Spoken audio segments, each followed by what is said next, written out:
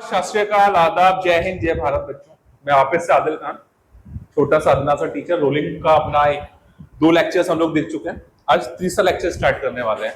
तो I think पहले lecture में मैंने आपको डिस्कस किया था, डील किया था। क्या डिस्कस किया था फर्स्ट लेक्चर में हम लोगों ने? अरे रोलिंग तो कर ही रहे बाबा। रोलिंग में क्या डिस्कस किया था? रोलिंग में हम लोगों ने डिस्कस किया था वेलोसिटीज, ओमेगा और वी के सारे जितने भी कांड हुए थे वो सारे किए थे। कल वाले लेक्चर में हम लोगों ने alpha, A, omega square, R, इसके जितने भी कांड थे वो सारे डिस्कस किए थे। ठीक है। अब यार एक बात बताओ, प्योर रोलिंग का केस जो मैंने समझाया था, प्योर रोलिंग में मैंने आपको क्या बोला था कि जो लोएस्ट पॉइंट होता है उसका मोशन या वेलोसिटी, उस टाइप बात कर रहा था मैं, जो रिलेटिव वेलोसिटी होता है वो उसके नीचे जो कांटेक्ट सरफेस है उसके रेस्पेक्ट में जीरो होता है। पक्की बात है। ऐसे ही अगर मैं बात करूं, यानी जो वेलोसिटी उसके नीचे प्रेजेंट कांटेक्ट सरफेस है उसका होगा, वही वेलोसिटी लोएस्ट पॉइंट का होता था। उसको एक तरह से हम लोगों ने वहां पे प्योर रोलिंग कहा था। अगर आई बात समझ में? ठीक है। इसी के बिहाफ पे एक बहुत ही छोटा सा सवाल ले लेते हैं। छोटा सा सवाल क्या कहता है? छोटा सा सवाल ये कह रहा है, ध्यान दीजिए, छोटा सा सवाल क्या कह रहा है? वो कह रहा है कि आपके पास ये बहुत इजी सा क्वेश्चन दे रहा हूं मैं पहले भी करने के लिए, फिर कुछ कॉन्सेप्ट्स और पढ़ेंगे। ये एक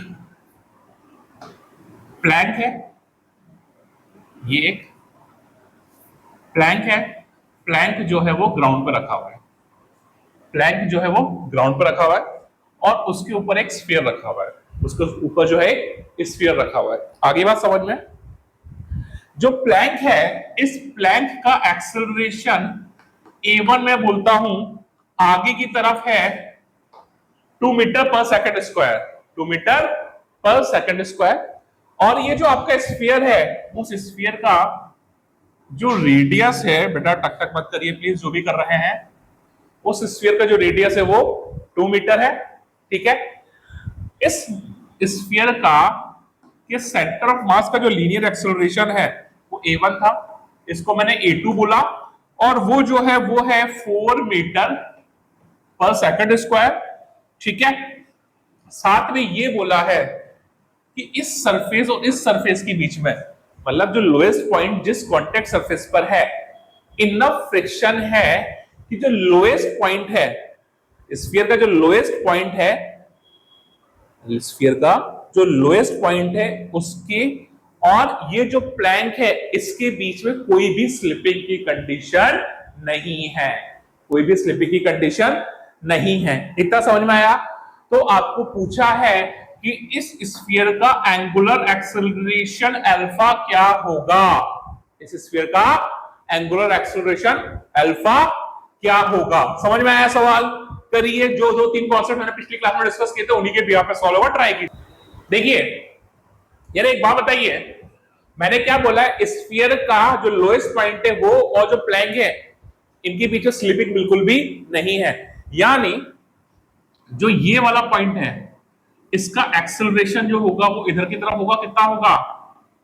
2 मीटर पर सेकंड, उसका सवाल में दिया हुआ है। आई बात समझ में? तो अगर स्फीयर ये वाला प्लैंक इस साइड जा रहा है, राइट साइड, तो स्फीयर का लोएस्ट पॉइंट भी किधर जाना चाहिए? राइट साइड ही जाना चाहिए। तभी लोएस्ट पॉइंट और प्लैंक के बीच में स्लिपिंग नहीं होगी।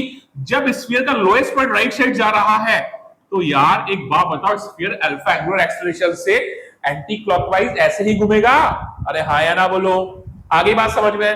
अब मैं बात करता हूं, स्फीयर और प्लैंक के बीच में रिलेटिव मोशन नहीं है, स्लिपिंग नहीं है, तो स्फीयर का जो लोएस्ट पॉइंट है उसका एक्सेलरेशन भी कितना होना चाहिए? राइट साइड 2 मीटर पर सेकंड स्क्वायर होना चाहिए क्या?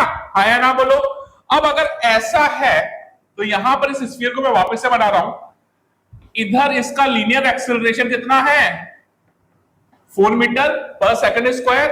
तो इसकी वजह से स्फीयर के लोएस्ट पॉइंट का लीनियर एक्सेलरेशन कितना होगा?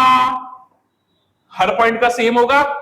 अब अगर ये अल्फा से घूम रहा है तो इस पॉइंट का एंगुलर एक्सेलरेशन की वजह से लीनियर एक्सेलरेशन जो होगा टेंजेंट के लोग ऐसे ही होगा, और वो कितना होगा? आर अल्फा हो जाएगा क्या? हाँ या ना बोलो। अगर स्फीयर ऐसे घूम रहा है तो हर पॉइंट का जो एक्सेलरेशन होगा टेंजेंट के अलॉन्ग होगा, और वो कितना होगा, उसका एंगुलर एक्सेलरेशन अल्फा है, तो उसकी वजह से उस पॉइंट का लीनियर एक्सेलरेशन कितना होगा, आर अल्फा होगा। क्या, तो इसका जो लोएस्ट पॉइंट है उसका लीनियर एक्सेलरेशन एंगुलर एक्सेलरेशन की वजह से इस डायरेक्शन में कितना होगा, आर अल्फा। तो स्फीयर के लोएस्ट पॉइंट का राइट साइड में जो फाइनल एक्सेलरेशन आ गया वो आ गया आर अल्फा -4। ये हो गया स्फीयर के लोएस्ट पॉइंट का राइट साइड में एक्सेलरेशन। अब ये क्या नीचे वाले प्लैंक के एक्सेलरेशन के बराबर होना चाहिए क्या, अरे हाँ या ना, जब लोएस्ट पॉइंट का एक्सेलरेशन अंडर सरफेस जो है उसके एक्सेलरेशन के इक्वल होगा तभी स्लिपिंग नहीं होगी, रिलेटिव मोशन जीरो होगा। आर कितना दिया हुआ है, तो जगह 2 अल्फा -4 = 2, तो यहां से 2 अल्फा कितना हो जाएगा 6, तो अल्फा कितना हो जाएगा 3 रेडियन पर सेकंड स्क्वायर। कॉन्सेप्ट क्लियर है क्या, बहुत ही हलवा सवाल था ये तो। आई होप कि उम्मीद करता हूं मैं आपको कि सभी को समझ में आ गया होगा। सभी लोगों में से ऐसा कोई है जिसको समझ में नहीं आया तो पूछ सकता है मेरे से, है कोई ऐसा, ठीक है, बना लीजिए इसे फटाफट, ध्यान से समझिए। पहले 2-3 टॉपिक और पढ़ लेते हैं, फिर हम लोग सवालों पे आएंगे। 2 पार्ट होंगे, एक तो काइनेमेटिक्स होगा इसका और एक डायनामिक्स होगा, दोनों पार्ट डिस्कस करेंगे। बट उससे पहले हम लोग देख लेते हैं कि जो सीआरटीएम हो रहा है बॉडी का, उसका एंगुलर मोमेंटम कितना होता है और उसका एंगुलर मोमेंटम कितना होता है और उसका काइनेटिक एनर्जी कितना होता है, ठीक है। तो देखिए सबसे पहले हम लोग समझ लेते हैं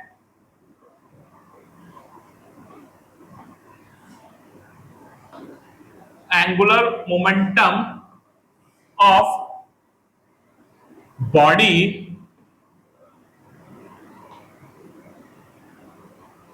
performing CRTM, angular momentum of body performing CRTM। आगे बात समझ में, देखिए क्या सीन है। सपोज ये कोई बॉडी है, अजीब सी बॉडी, अमीबा है। अमीबा होता है क्या ऐसा, नहीं होता अमीबा भी ऐसा, अमीबा की इज्जत होती है, इसकी तो बिल्कुल इज्जत नहीं है। ये एक अजीब सी बॉडी है, ठीक है, ये अजीब सी बॉडी है। इस बॉडी का ये सेंटर ऑफ मास हो गया बाबा, हो गया।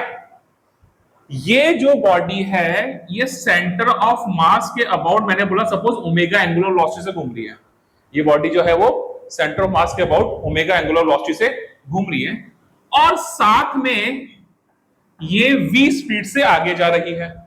साथ में क्या है, ये v स्पीड से जा रही है। यही तो होता है सीआरटीएम, घूमे भी जाए भी, घूमे भी जाए भी, जाए भी घूमे भी, यही होता है। आपको बोला ये कोई पॉइंट है, ये कोई पॉइंट है ओ, इस पॉइंट के रेस्पेक्ट में आपको इस बॉडी का क्या करना है, इस पॉइंट के रेस्पेक्ट में आपको इस बॉडी का फाइंड करना है क्या, एंगुलर मोमेंटम। अरे यार अगर ये बॉडी सेंटर ऑफ मास पे घूम रही होती और सेंटर ऑफ मास के रेस्पेक्ट में एंगुलर मोमेंटम निकालना होता तो क्या होता, आई ओमेगा, याद है किया है अपन ने। अगर ये बॉडी पॉइंट ऑब्जेक्ट होती और ये यहां पे रखी होती तो इस पॉइंट के रेस्पेक्ट में इसका एंगुलर मोमेंटम हो जाता R vector cross P vector. P क्या है, एम इंटू वी, मोमेंटम। आगे बात समझ में, तो दोनों को कंबाइन कर दो यार, पहले भी तो यही करते हुए आए हैं। तो पहले अब सेंटर ऑफ मास फ्रेम में मैं क्या निकाल रहा हूं, इसका मैं इसका एंगुलर मोमेंटम अबाउट ओ निकाल रहा हूं। क्या निकाल रहा हूं, एंगुलर मोमेंटम अबाउट ओ। आई बात समझ में, तो एंगुलर मोमेंटम अबाउट ओ निकाल रहा हूं, तो पहला ऐसा मानो कि आप सेंटर ऑफ मास पे बैठे हो, सेंटर ऑफ मास पे बैठे हो, तो इसका बॉडी का सेंटर ऑफ मास के अबाउट एंगुलर मोमेंटम जो हो जाएगा वो हो जाएगा LCM vector, as a vector डील करना है, वेक्टर क्वांटिटीज है, प्लस अब भूल जाओ, अब आप क्या करो, अब आप यहां पे आकर बैठ जाओ और ऐसा मानो कि ये पॉइंट ऑब्जेक्ट है। कैसा मानो, ये पॉइंट ऑब्जेक्ट है और उसका सारा का सारा मास कहां पे सेंटराइज्ड है, सेंटर ऑफ मास पर। तो उसका एंगुलर मोमेंटम भी आपको निकालना आता है और वो कितना था, R vector cross P vector. यानी ये अगर इसके रेस्पेक्ट में ये अगर आर वेक्टर है, ये अगर आर वेक्टर है तो, और ये एंगल सपोज मैंने बोल दिया थीटा, तो इसका मास यहां पे सेंटराइज मान लिया, वी वेक्टर इधर है, तो इस डायरेक्शन में इसका पी वेक्टर होगा जो कितना हो जाएगा, एम वी वेक्टर।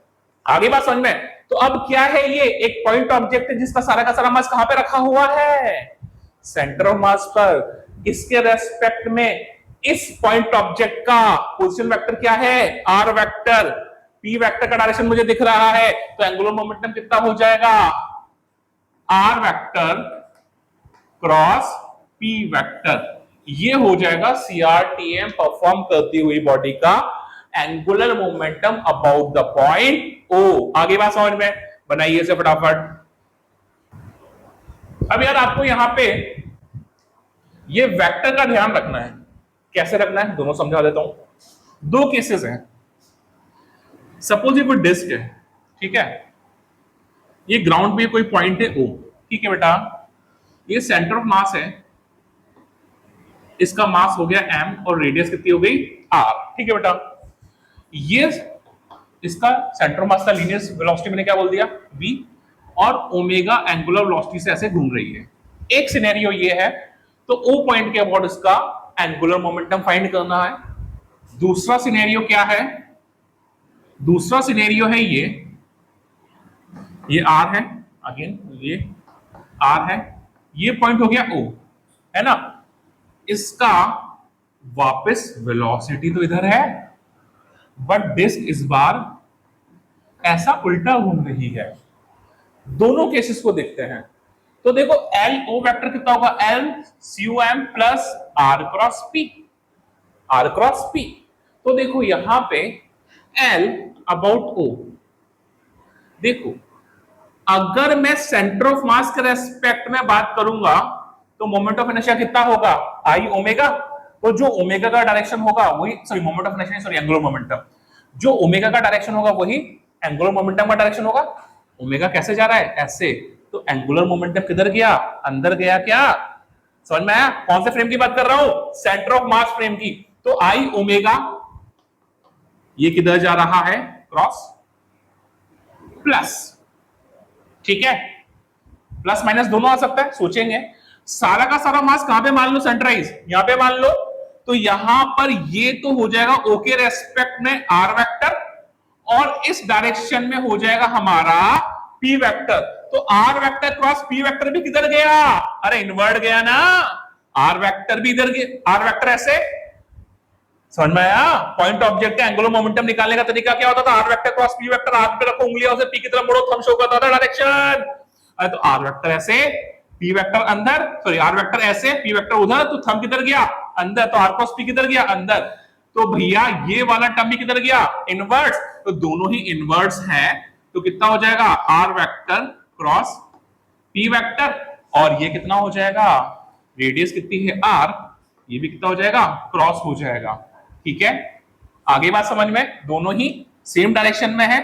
तो एल अबाउट ओ जो हो जाएगा वो हो जाएगा I omega plus R M V into sine 90। आगे बात समझ में, क्योंकि P और R के बीच का एंगल कितना है, 90। समझ में आ गया क्या यहाँ पे। तो ये हो जाएगा आपका इसका एंगुलर मोमेंटम। इस कंडीशन में चीजें बदल जाएंगी। इसमें बॉडी कैसे घूम रही है, एंटी क्लॉकवाइज। तो ओमेगा वेक्टर किधर आया, एक तरह से बाहर की तरफ आया। तो यहां पे L अबाउट O, तो अगर आप बाहर वाले को सपोज माइनस ले रहे हो और अंदर वाले को क्या ले रहे हो, प्लस, तो यहां पे सेंटर ऑफ मास फ्रेम में जो इसका एंगुलर मोमेंटम आएगा वो कितना होगा, आई ओमेगा, और वो किधर आएगा, बाहर की तरफ आया ना। छोटू ध्यान दे, सो रहा है क्या तू, नहीं, तो वो कितना होगा, माइनस आई ओमेगा, और आर क्रॉस पी किधर आया, आर वेक्टर ऐसे, पी वेक्टर आगे, तो आर क्रॉस पी किधर आया, अंदर की तरफ, तो वो कितना होगा, प्लस, तो वो हो जाएगा आर एम वी साइन 90। दोनों कंडीशन समझ में आ गई क्या, कब प्लस लेना है और कब माइनस लेना है। दोनों सेम डायरेक्शन में आएंगे तो ऐड कर दिए, सेम डायरेक्शन नहीं आ रहे तो माइनस कर दिए। काफी है बेटा, जल्दी से उतारिए उसे। चलिए एक चीज और देख लेते हैं,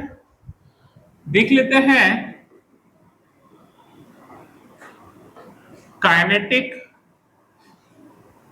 energy of a body performing CRTM. अरे वापस वही, एक रोटेशन डील करना है और एक सेंटर ऑफ मास पे सारा का सारा सेंट्राइज मान के ट्रांसलेशन डील करना है। वैसे ही कर लें, पिछली बार तो ज्यादा पंगा था, क्यों ज्यादा पंगा था? क्यों ज्यादा पंगा था? पिछली बार ज्यादा पंगा इसलिए था क्योंकि वो वेक्टर था, इस बार तो स्केलर है, कुछ करना ही नहीं है। समझ में आया? तो सपोज ये कोई बॉडी है, ये सेंटर मास, सौरभ क्या हुआ मुझे बोल, क्या डाउट है? कोई डाउट है? ये बॉडी ओमेगा एंगुलर वेलोसिटी से ऐसे घूम रही है, ठीक है, और ये वी वेलोसिटी से आगे भी जा रही है, ओमेगा एंगुलर वेलोसिटी से घूम रही है और वी वेलोसिटी से आगे भी जा रही है। आपको बोला है कि आपको इसका काइनेटिक एनर्जी निकालना है। अरे यार बाबा, पहला काम क्या, सेंटर ऑफ मास पे बैठो, सेंटर ऑफ मास पे बैठा तो kinetic energy half I omega square, हट जाओ, सारा का सारा मास कहां पे मान लो, सेंटर ऑफ मास पे, kinetic energy half M V C M square. यानी सीधा सीधा यहां पे मैं बात करूं काइनेटिक एनर्जी नेट कितना होगा, kinetic energy of rotation plus kinetic energy of translation. यानी यहां पे जो काइनेटिक एनर्जी हो जाएगी half of R omega square plus half of M V C O M square, ये हो जाएगी इसकी टोटल काइनेटिक एनर्जी। आया समझ में? जल्द से बनाओ, अब सवालों पे चलते हैं। देखिए एक सवाल है, सवाल क्या कह रहा है? सवाल बोल रहा है कि एक स्फीयर है। सवाल क्या कह रहा है? एक स्फीयर है, इस स्फीयर का मास m है, रेडियस r है, और स्फीयर, या मैं बोल रहा हूं एक जनरलाइज बॉडी बोल दिया मैंने, तो जनरलाइज बॉडी, स्फीयर भी नहीं बोल रहा, ना तो स्फीयर है ना सिलेंडर, कुछ भी हो सकता है जिसका मोमेंट ऑफ इनर्शिया I जो है वो cmr स्क्वायर गिवन है, cmr स्क्वायर गिवन है। अरे यार c1 हो गया तो रिंग भी हो सकती है, होलो सिलेंडर भी हो सकता है, c1/2 हो गया तो डिस्क या सॉलिड सिलेंडर हो सकता है, 2/3 हो गया तो होलो स्फीयर, और 2/5 हो गया तो सॉलिड स्फीयर। तो सी कुछ भी हो सकता है। मैंने बोला एक स्फीयर है, एक ये रफ सरफेस है, यहां पे मैंने क्या किया, इस सरफेस का फ्रिक्शन कोएफिशिएंट आपको कितना दिया हुआ है, म्यू, कितना दिया हुआ है, म्यू, और अभी जो समय हुआ है t इक्वल टू 0 हुआ है, मैंने क्या किया, इसको बहुत जोर से फेंका, तो अभी जो इसका स्पीड है वो v नॉट है, इनिशियल स्पीड कितना है, v नॉट, और ये बिल्कुल भी घूम नहीं रहा है। अभी इस कंडीशन में क्या है, ओनली ट्रांसलेशन, जोर से फेंका तो जस्ट यहां पे फ्रिक्शन की वजह से टॉर्क लगना स्टार्ट हुआ ही होगा, उससे पहले t इक्वल टू 0 पर सिर्फ क्या है, इसके पास लीनियर स्पीड, बिल्कुल भी रोटेट नहीं कर रहा है। तो अभी क्या है, ओनली ट्रांसलेशन, अभी क्या है, ओनली ट्रांसलेशन। आगे बात समझ में? आगे जा रहा है, जा रहा है, जा रहा है, जा रहा है, जा रहा है, आपको बोला है find the time, find the time and, find the time and velocity of the center of mass when this body stops the slipping and starts pure rolling। यानी बॉडी क्या है, अभी तो क्या स्लिपिंग है, इंटरमीडिएट कंडीशन में कुछ slipping भी होगी, रोलिंग तो स्टार्ट हो चुकी होगी, तो इंटरमीडिएट कंडीशन की बात नहीं कर रहा मैंने बोला जब, जिस समय इसकी स्लिपिंग बिल्कुल बंद हो जाए और प्योर रोलिंग स्टार्ट हो जाए, स्लिपिंग बंद हो जाए, प्योर रोलिंग स्टार्ट हो जाए, वो समय निकालना है, टाइम निकालना है, और उस टाइम का सेंटर ऑफ मास का स्पीड क्या होगा वो निकालना है। आया समझ में? देखिए सवाल में क्या पूछा है आपसे, सवाल में यह पूछा है इनिशियल सिर्फ ट्रांसलेशन है, रोटेशन तो है ही नहीं, थोड़े टाइम बाद क्या हो गया, pure rolling, pure rolling ground के रेस्पेक्ट में हो रही है, ग्राउंड रेस्ट में है, तो वहां पे v इक्वल टू क्या हो जाएगा, आर ओमेगा, पर मैं एक इंटरमीडिएट कंडीशन मान के काम कर रहा हूं पहले, ताकि आपको चीजें थोड़ी दिखें, ठीक है। तो मैं एक इंटरमीडिएट कंडीशन माना इधर, यहां पर इस जगह पर, यहां पे देखिए क्या हुआ होगा, मैंने बोला स्पीड कुछ इसकी v1 हो गई होगी, और अभी क्या हो रहा होगा, क्या mg लग रहा होगा ऐसे, क्या नॉर्मल लग रहा होगा ऐसे, क्या म्यू एन लग रहा होगा ऐसे, और ये जो है ओमेगा 1 से घूम रही होगी। अभी प्योर रोलिंग स्टार्ट नहीं हुई है, अभी प्योर रोलिंग स्टार्ट नहीं हुई है। तो एक तरह से अगर मैं बात करूं तो लोएस्ट पॉइंट का लीनियर स्पीड v1 ऐसे होगा और घूमने की वजह से r ओमेगा 1 ऐसे होगा, और इस कंडीशन में जो v1 होगा वो ग्रेटर देन होगा r ओमेगा 1। आई बात समझ में? ये तो एक आपकी इंटरमीडिएट कंडीशन आ जाती है, समझ में आया? बट जब फाइनली क्या हुआ होगा, फाइनली क्या हुआ होगा, फाइनली ध्यान दीजिए, फाइनली क्या हुआ होगा, आपका mg तो लग रहा है इधर, आपका mg तो इधर ही लग रहा है, पक्की बात है। मैंने बोला बॉडी इस समय v से जा रही है और ओमेगा से वो रोटेट कर रही है, ठीक है। लोएस्ट पॉइंट है, v आगे r ओमेगा पीछे। अगर यहां पर जो टाइम हुआ है वो हुआ है t, और इस कंडीशन में t टाइम पर प्योर रोलिंग स्टार्ट हो गई है, तो लोएस्ट पॉइंट पे v माइनस r ओमेगा कितना हो जाएगा, 0। तो इस कंडीशन में v कितना हो जाना चाहिए, r ओमेगा। इतना समझ में आ गया, कितना हो जाना चाहिए, r ओमेगा, ठीक है। तो ये इंटरमीडिएट कंडीशन थी, यहां पे क्या था, बहुत तेज ट्रांसलेशन था, तो ओमेगा भी आने की कोशिश तो किया था, बट उस कंडीशन में v1 ज्यादा था और r ओमेगा 1 कम था। बट धीरे धीरे कंटिन्यू क्या लग रहा है, फ्रिक्शन पीछे लग रहा है, जो टॉर्क जनरेट कर रहा होगा, टॉर्क जनरेट कर रहा होगा, तो ओमेगा अल्फा बढ़ रहा है, अल्फा है तो ओमेगा बढ़ रहा है, बढ़ते बढ़ते बढ़ते कंडीशन ऐसी है कि जब प्योर रोलिंग स्टार्ट हो गई तो लोएस्ट पॉइंट पे v आगे रहा, r ओमेगा पीछे रहा। प्योर रोलिंग में लोएस्ट पॉइंट का वेलोसिटी मोमेंटरीली 0, तो v minus r omega is equal to 0, तो v इज इक्वल टू कितना हो गया, r ओमेगा। अरे समझ में आया क्या? फ्रिक्शन कितना लग रहा है, फ्रिक्शन कितना लग रहा है, म्यू एन, फ्रिक्शन कितना लग रहा है, म्यू एन। नॉर्मल किसके बराबर हो जाएगा, mg के, तो इस टाइम जो फ्रिक्शन लगेगा वो कितना लगेगा, म्यू mg। कितना लगेगा, म्यू mg। कितना लगेगा, म्यू mg।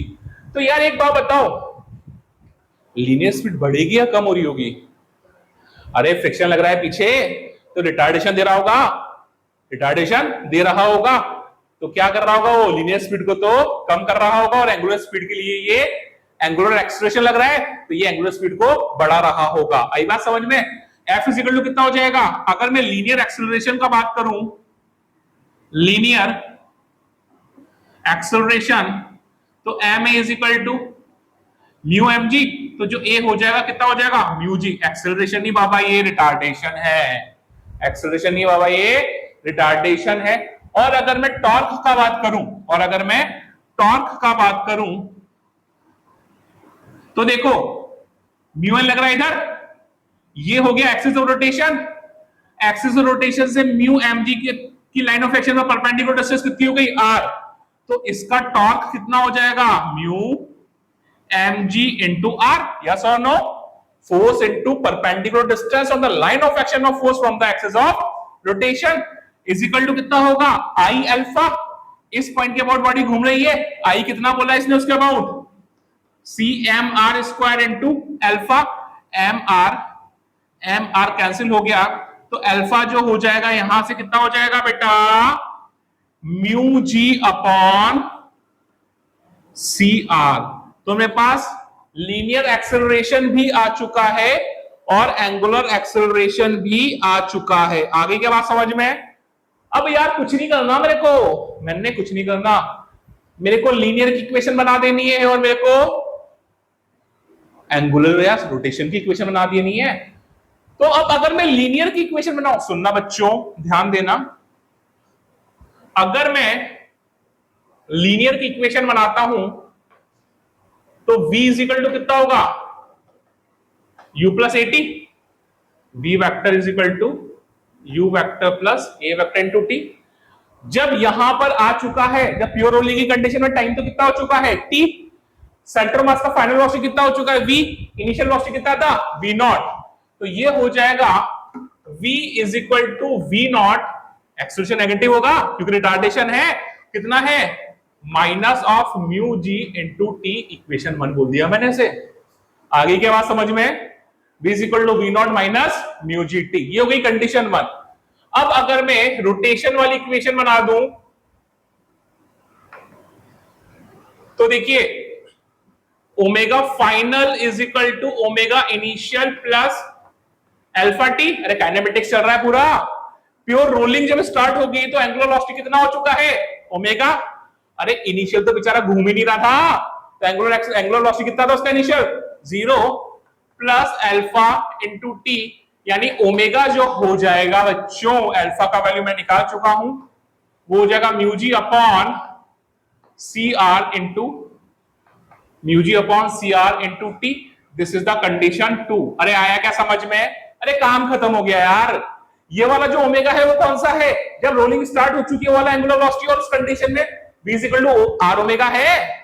अरे तो बाबा ओमेगा की जगह क्या लिख सकता हूं मैं, v बाय आर लिख सकता हूं क्या, ओमेगा की जगह क्या लिख सकता हूं मैं, v बाय आर लिख सकता हूं। तो v by R is equal to mu G T upon C R, R से आर कैंसिल हो गया, तो यहां से v का वैल्यू कितना आ गया, म्यू जी टी बाय सी। तो मेरे पास एक रिलेशन ये आ गया और एक रिलेशन यहाँ पे ये आ गया। म्यू नॉट मुझे गिवन है, म्यू जी मुझे गिवन है, तो यहां से v का वैल्यू रख दो तो मेरे पास क्या टाइम आ जाएगा क्या।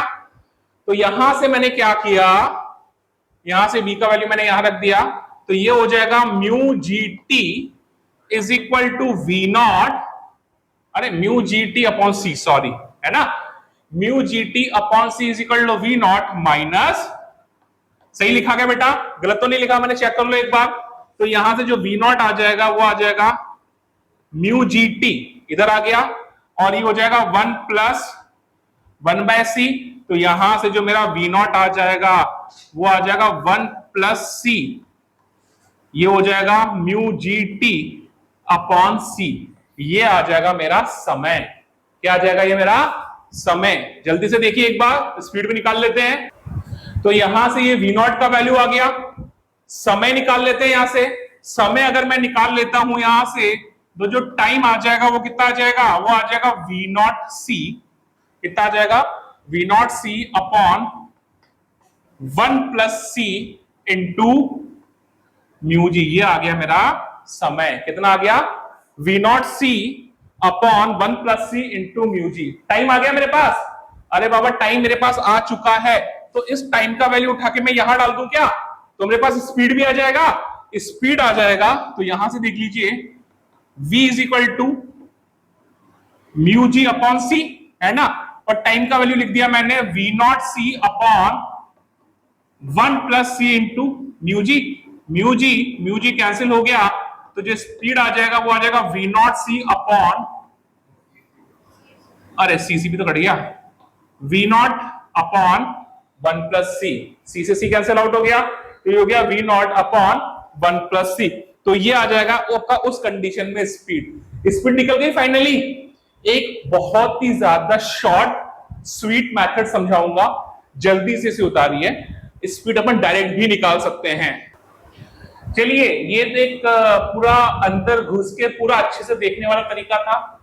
एक और तरीका है जिसे सॉल्व कर सकते हैं, वो है एंगुलर मोमेंटम कंजर्वेशन।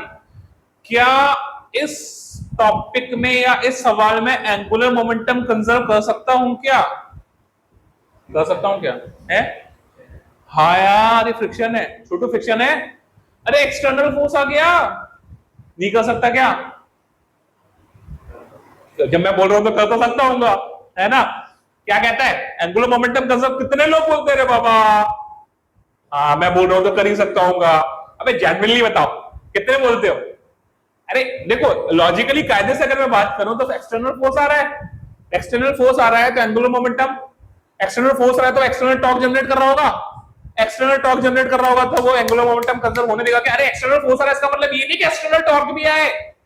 अरे इस पॉइंट के अबाउट देखना रे बाबा, अगर मैं बात करूं इस पॉइंट के अबाउट, ये इस पॉइंट के अबाउट, तो देख mg का लाइन ऑफ एक्शन इससे गया, नॉर्मल का लाइन ऑफ एक्शन इससे गया, अरे फ्रिक्शन का लाइन ऑफ एक्शन इससे गया, तो इस पॉइंट के अबाउट तो एक्सटर्नल टॉर्क है ही नहीं। अरे है क्या छोटू, अरे तू बोल है क्या, कोई बोल सकता है क्या, इस पॉइंट के अबाउट एक्सटर्नल टॉर्क है ही नहीं, तो इस पॉइंट के अबाउट एंगुलर मोमेंटम कंजर्व रहेगा क्या, अरे हाँ ना बोल दो अब तो। एक्सटर्नल फोर्स है इसका मतलब जरूरी नहीं, अरे मक्खी ध्यान दे, एक्सटर्नल फोर्स है इसका मतलब जरूरी नहीं एक्सटर्नल टॉर्क भी हो सकता है वो उस पर्टिकुलर उसकी लाइन ऑफ एक्शन उस पॉइंट से जा रही हो तो एक्सटर्नल टॉर्क उसके अबाउट कितना हो जाएगा, जीरो। तो यहाँ पे जो लोएस्ट पॉइंट है इसके अबाउट में बॉडी का एंगुलर मोमेंटम कंजर्व करने वाला हूं क्या, आगे समझिए, फटाफट देखते हैं। देखिए बेटा, ये इनिशियल कंडीशन हो गई, ये तो अपनी इनिशियल कंडीशन हो गई, और ये हमारी फाइनल कंडीशन हो गई। आगे क्या बात समझ में, ठीक है।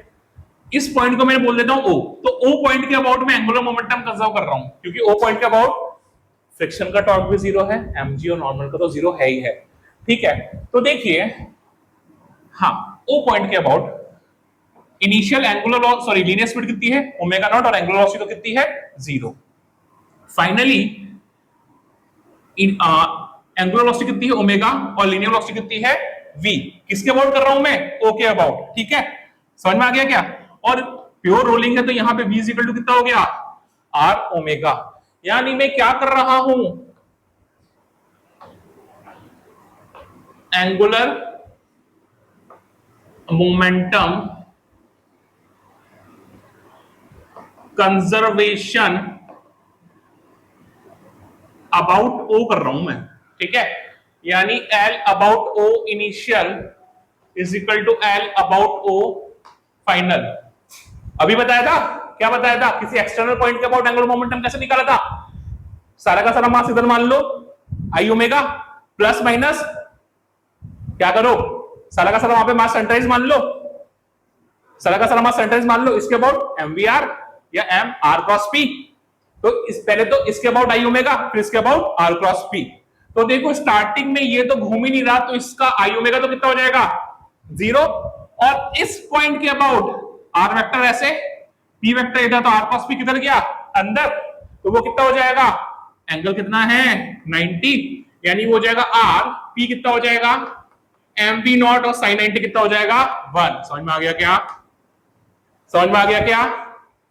आगे देखो, इस पॉइंट के अबाउट आई ओमेगा भी अंदर गया और आर क्रॉस बी भी अंदर गया, तो पहले इसके अबाउट कितना हो जाएगा, आई ओमेगा, कितना हो जाएगा, आई ओमेगा, फिर आर क्रॉस पी, तो कितना हो जाएगा, आर एम वी, वापिस से साइन 90। अरे देखो ना, ये लीनियर मोमेंटम का लाइन ऑफ एक्शन हो गया, इस पॉइंट से परपेंडिकुलर डिस्टेंस कितनी हो गई, आर, और एंगल कितना होने वाला है, 90। समझ में आ गया क्या। तो यहां से M V nought R C M R square, omega कितना हो जाएगा बच्चों, V by R plus M V R, क्या क्या cancel out, M R M R, तो यहां से हो गया V nought is equal to ये सी वी प्लस वी, तो वी कॉमन ले लिया तो कितना बचा, 1 प्लस सी, तो जो हो गया v is equal to V naught upon 1 plus C. लो बताओ, इतना लंबा चौड़ा कांड किया, 2 लाइन में आंसर आ गया, क्या करें। पर मेरा काम तो दोनों तरीके सिखाना है, जो तरीका ज्यादा अच्छा लगे उससे करो, बट यहां पे टाइम निकालने में दिक्कत आएगा, तो इक्वेशन तो लगानी ही पड़ेगी अल्टीमेटली। आया समझ में, वो भी लगा सकते हो, v फाइनल आ चुका है, v इनिशियल पता है, v is equal to u plus 80 से लगा लेना, तो टाइम सीधा सीधा डायरेक्ट आ जाएगा। तो एंगुलर मोमेंटम कंजर्वेशन सीधा सीधा मैंने v निकाल लिया। अरे यही आया था ना पीछे, अभी v नॉट अपॉन 1 प्लस ये आया था ना, खत्म। चाहे वैसा करो चाहे ऐसा करो, मुझे लगता है कि मैं अपने ज्ञान को आप तक पहुंचाने में शायद थोड़ा बहुत सार्थक रहा हूंगा, कामयाब रहा हूंगा। काफी आज के लिए प्लीज चैनल को सब्सक्राइब कीजिए, वीडियो को लाइक कीजिए। आदिल खान कैटलाइजर इंस्टीट्यूट काफी आज के लिए। जय हिंद, जय भारत।